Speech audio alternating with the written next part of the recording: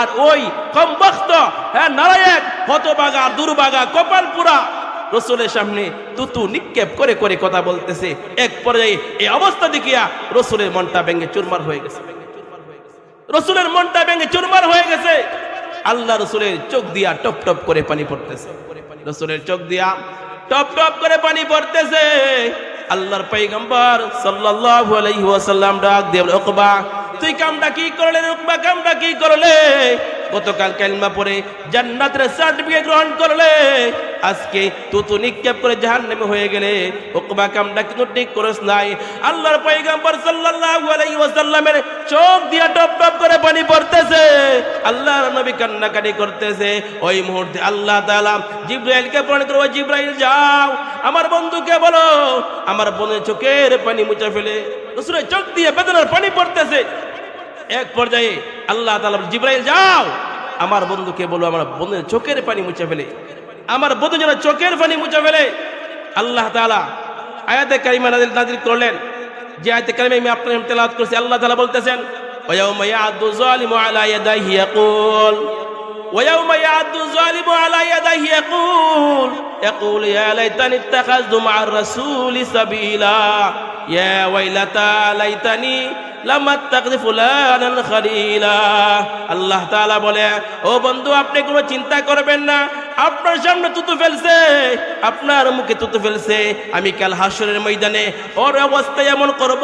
ওই উকবা ইবনে উমাইর কাল হাসরের ময়দানে নিজের দাঁত দিয়া নিজের গোশত চিরা চিরা খাবে, নিজের দাঁত দিয়া নিজের গোশত চিরা চিরা খাবে আর বলবে, হায় রে আমার আফসোস, আমি এটা কি করলাম। সে হাসরবাসীদেরকে বলবে, ও হাসরবাসীরা শোনো শোনো, আমার ঘরে মুহাম্মদ চলে গিয়েছিল, আমার ঘরে মুহাম্মাদের কালিমা চলে গিয়েছিল, আমার ঘরে আল্লাহর কোরআন চলে গিয়েছিল, কিন্তু দুষ্ট বন্ধুর মুহাব্বত ঠিক রাখতে যাইয়া, দুষ্ট বন্ধুর ভালোবাসা ঠিক রাখতে যাইয়া, দুষ্ট বন্ধুর প্রেম আর প্রীতি ঠিক রাখতে যাইয়া আজকে আমি কালিমা হারায়া ফেলাইছি, আজকে মুহাম্মদ রে হারায়া ফেলাইছি। সে আফসোস করবে আর নিজের দাঁত দিয়ে নিজের গোশত চিরা চিরা খাবে আর বলবে, আফসোস রে আফসোস, আমি এটা কি করলাম। সে হাসরবাসীদেরকে বলবে, ও হাসরবাসীরা শুনো, ওই সময় যদি আমি আবু জাহেলকে বন্ধু না বানাইতাম, উবাই ইবনে খালফরে বন্ধু না বানাইতাম, উবাই ইবনে খালফরে বন্ধু না বানাইতাম, তাহলে আজকে আমি আধ হাত সূর্যের নিচে থাকার পর আমার কোনো চিন্তা থাকতো না,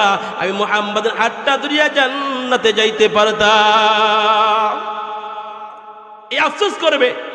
এজন্য আমাদের উচিত ভালো মানুষকে বন্ধু বানাবো, ভালো মানুষকে আমরা বন্ধু বানাবো, যাদেরকে বন্ধু বানাইলে জান্নাত পাওয়া যায়, যাদেরকে বন্ধু বানাইলে আল্লাহ তাআলা হাসর নাসর ভালো মানুষের সাথে করবে। আল্লাহ রাসূল সাল্লাল্লাহু আলাইহি সাল্লাম বলে, মান তাশাব্বাহা বিকাউমিন ফাহুয়া মিনহু, যার সঙ্গে যার মহব্বত তার সঙ্গে তার মহব্বত হাসর নাসর হবে। এজন্য ভালো মানুষের আমরা বন্ধু বানাবো। যদি ভালো মানুষের বন্ধু বানাই আমার জীবনটা হবে সুন্দর। এজন্য আল্লাহ তাআলা বলেন, ইয়া আইয়ুহাল্লাযীনা আমানুত্তাকুল্লাহ ওয়া কুনু মা'আস সাদিকিন। আল্লাহ বলে ভালো মানুষের সাথে বন্ধুত্ব স্থাপন করো, ভালো মানুষের সাথে উঠা বসা করো। উঠা বসা করলে কি হবে? তোমার জীবনটা সুন্দর হবে, তোমার জীবনটা ভালো হবে, তোমার জীবনটা সাকসেস, দুনিয়াতেও সফল কাম আখিরাতেও সফল কাম, দুনিয়াতেও সফল কাম আখিরাতেও সফল কাম। তো মেরে মুহতারাম ভাইও, এই পৃথিবীতে যারা উলামায়ে কেরামের সোহবতে থাকছে, এই পৃথিবীতে যারা আল্লাহ ওয়ালিদের সান্নিধ্য গ্রহণ করছে, তারা দুনিয়াতেও কামিয়াব হয়ে গেছে, আখিরাতেও কামিয়াব হয়ে গেছে। কবি ইকবাল আল্লাহ ওয়ালিদের সোহবত গ্রহণ করার কারণে শেষ মুহূর্তে আল্লাহ তাআলা দুনিয়াতে থাকা অবস্থায় ওলি বানায় কবরে নিছে। তো আল্লাহ ওয়ালাকে কি করতে হবে? সাথী বানাইতে হবে, বন্ধু বানাইতে হবে। আল্লাহ তাবারাকা ওয়া তাআলা আমাদেরকে যাতে আমরা কি করতে পারি, আল্লাহ ওয়ালাদেরকে বন্ধু বানাইতে পারি, ভালো মানুষদেরকে বন্ধু বানাইতে পারি। কিন্তু আমরা তো ভালো মানুষের বন্ধু বানাই না। কেন বানাই না? যে ভালো মানুষকে যদি বন্ধু বানাই তাহলে তো নামাজিওয়ালা হয়ে যাইব, ভালো মানুষকে বন্ধু বানাইলে ইমানদারওয়ালা হয়ে যাইব। এই জন্য ভালো মানুষকে বন্ধু বানাইতে হবে। শেখ সাদী রহমাতুল্লাহি আলাইহি, শেখ সাদী রহমাতুল্লাহি আলাইহি নামাজ পড়তেছে। তো নামাজ পড়তে পড়তে এক চোর তার ঘরে প্রবেশ করছে। তো নামাজ পড়তে পড়তে এক পর্যায়ে এক চোর ঘরে ঢুকছে। চোর ঢুকার পর থেকে ঘরের মধ্যে কিচ্ছু নাই, তালাশ করতেছে। তালাশ করতে করতে এক পয়েন্ট নিরুপায়, কি করবে? ঘরের মধ্যে কিছু নাই। এই অবস্থায় তার মন খারাপ, তার মন নষ্ট হয়ে গেছে। শেষ মুহূর্তে যখন চলে যাবে এই সময় শেখ সাদী রহমাতুল্লাহি আলাইহি বলে, আয় চোর দাঁড়াও দাঁড়াও দাঁড়াও। চোর তো হতবাক, ভয় পেয়ে গেল, হাই রে আমার মন দেখে ফেলছে, তো বলে যে কি জন্য আসছিলা, কি জন্য আসছিলা? তো বলতেছে যে বললে আর কি হবে, আসছিলাম তো চুরি করার জন্য, এত ঠান্ডার মধ্যে আসলাম, এত কষ্ট করে আসলাম, আইসে তো লাভ হলো না, খালি হাতে চলে যেতে হইতেছে। তো শেখ সাদি রহমতুল্লাহি আলাইহি বলতেছেন যে আমার ঘরে তো কিচ্ছু না, তবে একটা বদনা আছে, বদনা নিয়ে যাও। বলে যে বদনা নিয়ে কি হবে? এই বদনা নিয়ে কি হবে? যে আরে বদনা নিয়ে তুমি, আমি যেটা করি তুমি এটা করবা। কি? যে ওযু করবা। যে ওযু কেমনে করে আমি আসিনি না, ওযু কেমনে করে? আসো আমি তোমাকে ওযু শিখাইয়া দিই, আমি তোমাকে ওযু শিখাইয়া দেই। তো ওযু শিখাইয়া দিলেন। শিখাইয়া দেওয়ার পর যে এখন কি করবে? এখন নামাজ পড়বা, এখন নামাজ পড়বা। বলে তো আমি তো জীবনে নামাজ পড়িও নাই। বলে আসো নামাজ শিখাইয়া দিই। তো শেখ সাদি রহমতুল্লাহি আলাইহি নামাজের মুসাল্লায় ওই সুরকে দাঁড় করায় দিলেন। মুসল্লি এবার ওই সুর নামাজের মধ্যে দাঁড় হয়ে গেছে।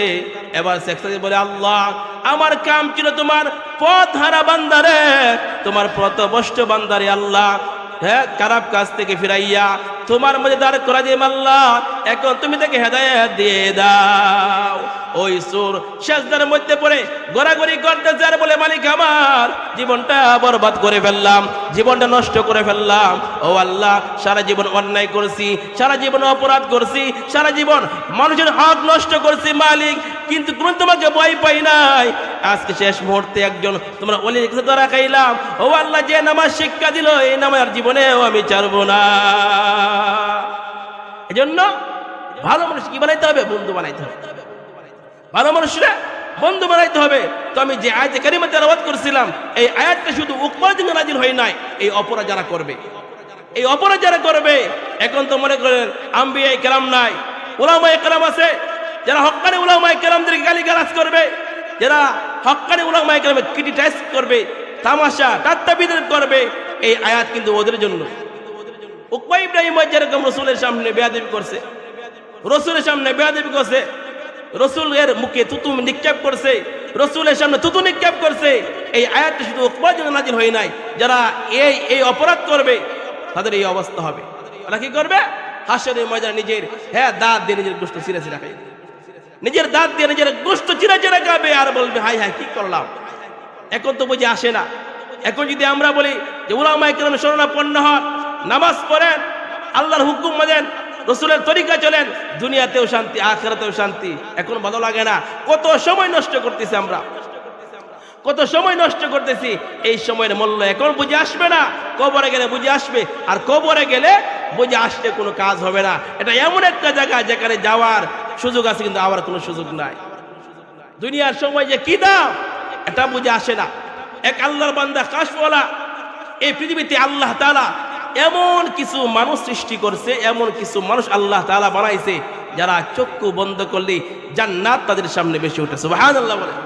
যারা চক্ষু বন্ধ করলে জাহান্নাম তাদের সামনে ভেসে ওঠে। যারা চক্ষু বন্ধ করলে কবরে কি হইতেছে না হইতেছে সব তারা দেখতে পায়। তো এক আল্লাহর বান্দা কাশওয়ালা তার চক্ষু বন্ধ করছে, দেখে যে কবরের মধ্যে এক আল্লাহর বান্দা আল্লাহর কালাম, আল্লাহর কোরআন তেলাওয়াত করতেছে। সুবহানাল্লাহ। তো বলতেছে ভাই কি ব্যাপার, কি কারণে, কি আমাদের বিনিময়ে আল্লাহ তাআলা তোমার কবরকে এত সুন্দর বাগান বানায় দিয়েছে, এত সুন্দর কবরকে বানায় দিল কি কারণে, কি জন্যে? তো বলতেছে যখন আমি কবরে আসলাম আল্লাহ তাআলা আমাকে প্রশ্ন করলো, আমি সঠিক উত্তর দিয়ে দেই। এরপরে আল্লাহ তাআলা বলে বান্দা তুমি কি চাও? আমি বললাম আল্লাহ কিয়ামত পর্যন্ত যতদিন কবরের মধ্যে থাকবো তোমার কালাম কোরআন তেলাওয়াত করতে চাই। এই কথা বলার পর কাশওয়ালা আল্লাহর ডাক দিয়ে বলে, ও কবর ওলা ভাই, তুমি যে কবরে আসলা কয় দিন হইছে, কয় মাস হইছে, কয় বছর হইছে, এর একটা হিসাব আমারে দাও। বলে যে না না না, এর সঠিক কোনো হিসাব আমার কাছে নাই। আমি যে কবরে আসলাম কয় দিন হইল, কয় মাস হইল, কয় বছর হইল, এর কোনো হিসাব আমি দিতে পারবো না। তবে শুনে নাও, শুনে নাও, কবর যেদিন থেকে আমি কবরে আসলাম এরপর থেকে আমি এই পর্যন্ত আমি 50,000 কোরআনের খতম দিয়েছি। এই কথা বলার পর আল্লাহ বলে সুবহানাল্লাহ, সুবহানাল্লাহ বলে, সুবহানাল্লাহ।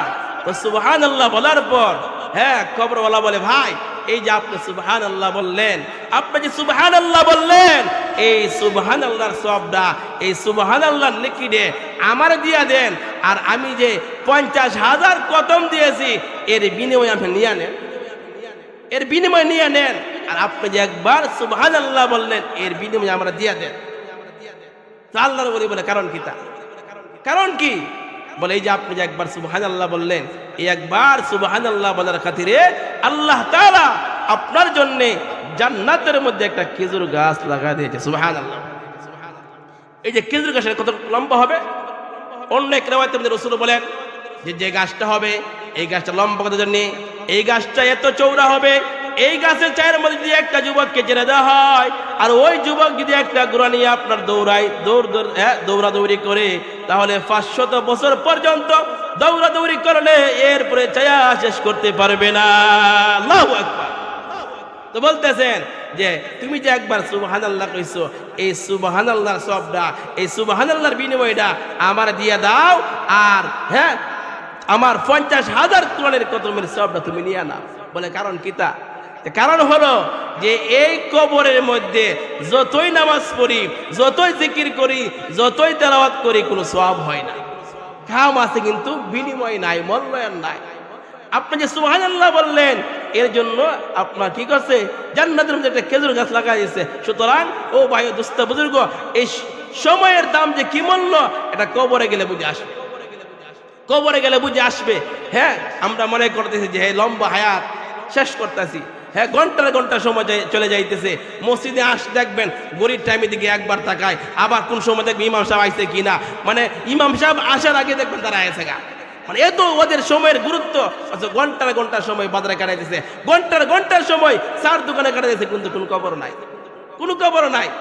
এই হলো অবস্থা। তো ভাই দোস্ত বুজুর্গ, এই সময় যে আল্লাহ তাআলা আমাকে দিয়েছে, যে লম্বা হায়াত দান করছে, এই বিষয়ে কিন্তু আমার জবাবদিহি করতে হবে। আল্লাহ তাআলা বলবে, বান্দা তোরা যে 70 বছর হায়াত দিয়েছিলাম, হ্যাঁ 60 বছর হায়াত দিয়েছিলাম, 50 বছর হায়াত দিয়েছিলাম, কোন পথে ব্যয় করছো জবাব দাও।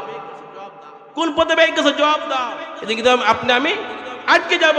কিন্তু আল্লাহ তাআলা আমাকে আপনাকে সবাইকে যাতে আমরা আল্লাহকে ভয় করতে পারি এবং উলামায়ে কেরামের সান্নিধ্যে আমরা থাকতে পারি, আল্লাহ তাআলা সেই তৌফিক দান করুন। আমিন। ওয়া আখিরু দাওয়ানা আলহামদুলিল্লাহি রাব্বিল আলামিন। আসসালামু আলাইকুম ওয়া রাহমাতুল্লাহি ওয়া বারাকাতুহু।